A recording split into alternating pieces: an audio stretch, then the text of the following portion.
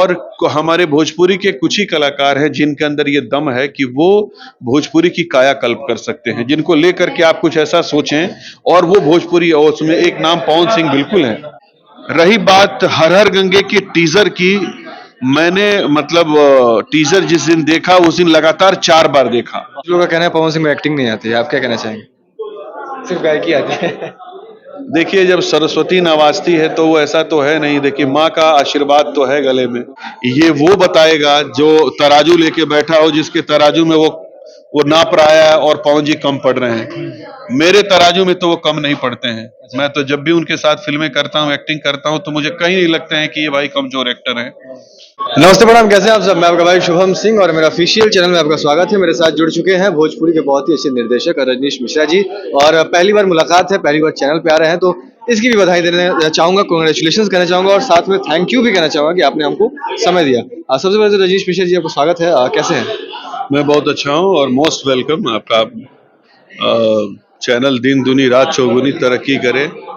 ईश्वर जिस मकसद के साथ आप काम कर रहे हैं, आपका मकसद पूरा हो और आप खूब नाम करें, आपके घर परिवार वाले आपके ऊपर गर्व करें, यही मेरी शुभकामना है। डार्लिंग के प्रमोशन में हम लोग मौजूद हैं पटना में। डार्लिंग को लेकर क्या कुछ कहना चाहेंगे? अक्षय जी इसमें स्टार कास्ट है, राहुल जी हैं, दोनों की केमिस्ट्री को लेकर क्या स्टोरी है, क्या कुछ आप दिखाना चाहेंगे? हालांकि ट्रेलर आ चुका है। स्टोरी का लाइन देखिए बहुत सिंपल सा है।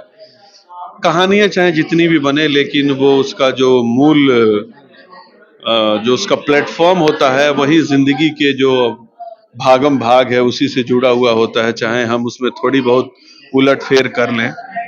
ये कहानी भी वैसा ही है कुछ। अमूमन हम लोग भोजपुरी में पढ़े लिखे लड़कों के समस्याओं को ज्यादा नहीं दिखा पाते हैं किसी भी भोजपुरी फिल्म में। मैंने कोशिश किया है कि एक लड़का जो पढ़ लिख लेता है, जब उसको नौकरी नहीं लगती है तो उस किस वेदना से वो गुजरता है।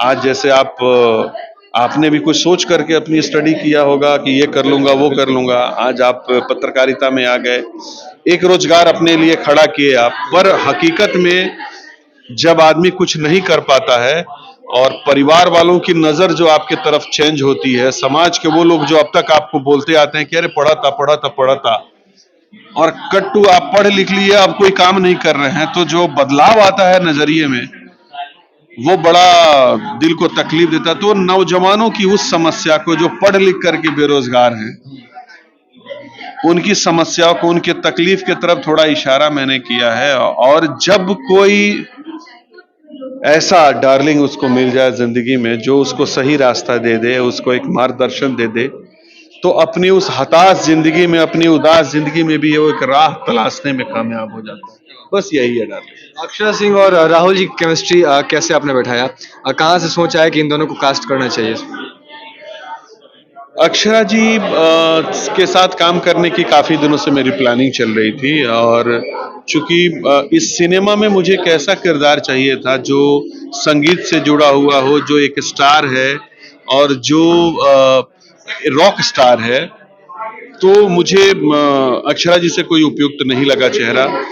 और राहुल की जहां तक बात है कि एक यंग लड़का, पढ़ा लिखा लड़का जो दिखे और फ्रेश हो, नया हो, जो अभी पढ़ाई करके आया है और नई समस्याओं को लेकर के वो जो जूझ रहा है, तो चेहरा मुझे राहुल का दिखा। और इस तरीके से हमारे प्रोड्यूसर साहब के वो बेटे हैं, पर प्रोड्यूसर साहब उनको लेकर के फिल्म बनाने को तैयारी नहीं थे, और अपने ही घर में बेचारा वो स्ट्रगल कर रहा था कि पापा एक फिल्म तो बना दीजिए। पर उनका यही कहना था कि मैं तेरे ऊपर रिस्क क्यों लूं, मेरा पैसा डुबवा देगा तू। हाँ, मैं अक्सर वो खेसारी जी के साथ, दिनेश जी के साथ सिनेमा करते हैं, अब बोले कि नहीं नहीं मैं नहीं करूंगा, तेरे साथ नहीं करूंगा।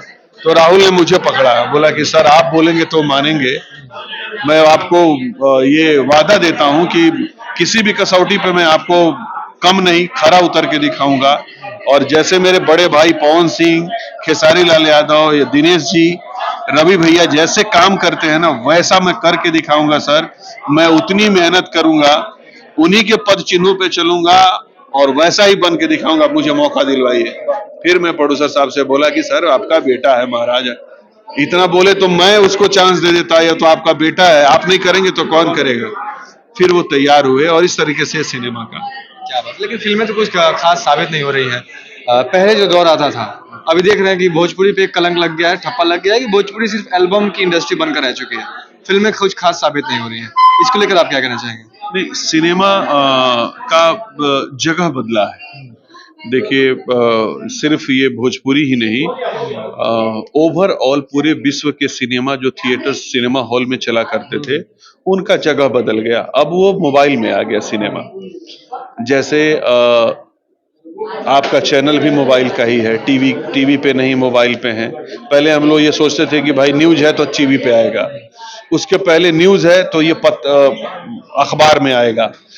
पर प्लेटफॉर्म चेंज होता गया, अखबार से टीवी में आया, टीवी से मोबाइल में आ गया है। ठीक उसी तरीके से सिनेमा जो पहले सिनेमा हॉल में आता था, कुछ दिनों से वो टीवी पे आया, टीवी से अब वो मोबाइल में आ गया।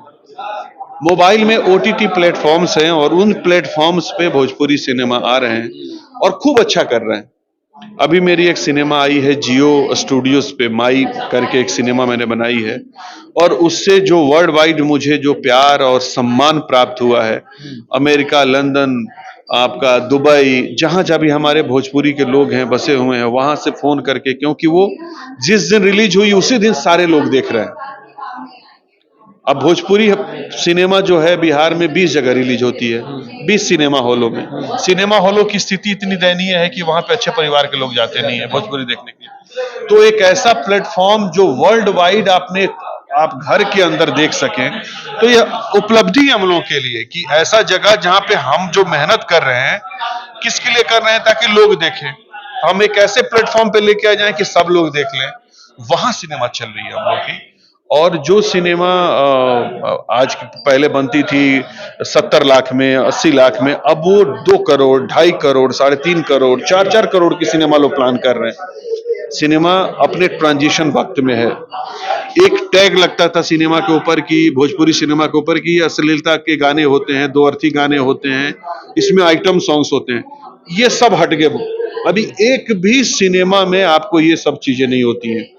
दूसरा चीज, जितने भी हमारे मेकर्स हैं, चाहे वो डायरेक्टर हुए, राइटर हुए, वो सब के सब सशक्त कहानियों को उठा रहे हैं जो किसी न किसी प्रॉब्लम को एड्रेस कर रही है। तो कहानियां इतनी मजबूत हो रही हैं, तो एक तरह से ट्रांजिशन टाइम में चला, मतलब बदलाव के दौर में भोजपुरी है। और उसको सहारा मिला हुआ है चैनल्स का, उसको ओटीटी प्लेटफॉर्म्स का, यूट्यूब्स का, खूब ग्रो कर रहा है।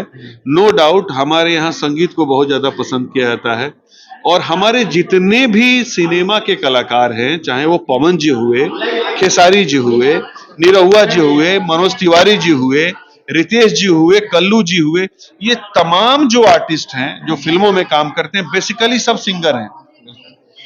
तो सिंगर जो सिनेमा में काम करते हैं, वही लोग उधर एल्बम में भी काम करते हैं। तो जब वो एल्बम में काम करते हैं तो एल्बम के गाने हिट होते हैं, तो लोग समझते हैं कि सिनेमा के ऊपर एल्बम के गाने काफी हावी हैं। फिल्मों के गाने भी हिट होते हैं। जब मेरा गाना पिया जी के मुस्की बेजोड़ रे सकी, हाँ, वो 100 मिलियंस कर गया। और वैसे ही मतलब तकरीबन 150 से ऊपर गाने हैं मेरे जो 200 मिलियंस के ऊपर है। तो फिल्मों के गाने भी चलते हैं, और बाकी आपका इसके गाने भी, एल्बम के गाने चल रहे हैं।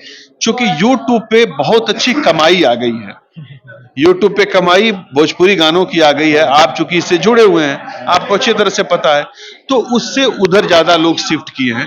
पर सिनेमा बहुत अच्छे बन रहे हैं, सिनेमा के दिन बहुत अच्छे हैं। अच्छा, हर हर गंगे चर्चा में है पवन जी की। एज अ डायरेक्टर आप कैसे देखते हैं, पहली बार पैन इंडिया मूवी रिलीज हो रही है, 5-5 लैंग्वेजेस में डब होंगी, क्या लगता है कि फिर से वो दौर ला देंगे पवन सिंह? मैं बहुत उत्साहित हूँ।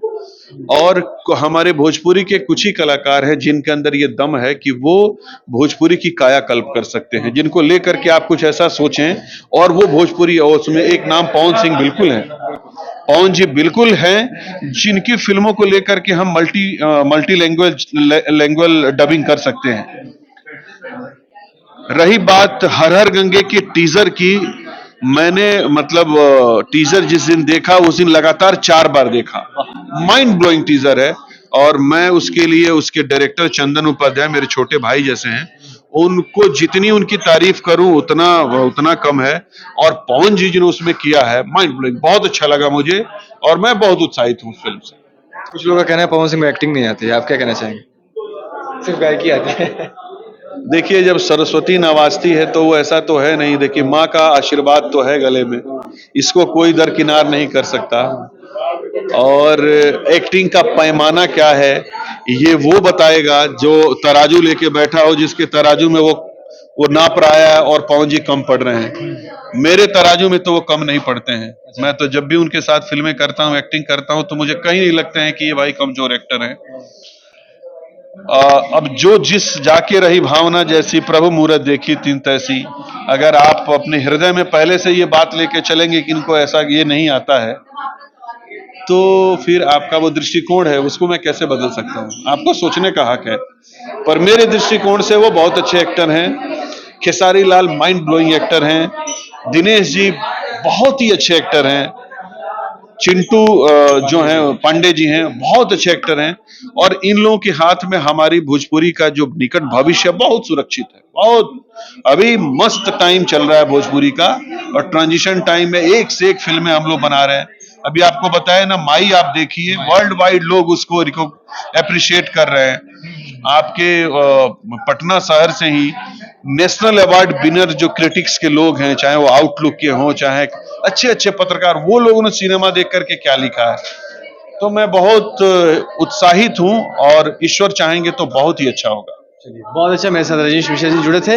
आप लोग ट्रेलर देखिए डार्लिंग फिल्म का, और ऐसे ही अपना प्यार आशीर्वाद बरसाते रहिए। तब तक के लिए इतना ही। बहुत बहुत नमस्कार।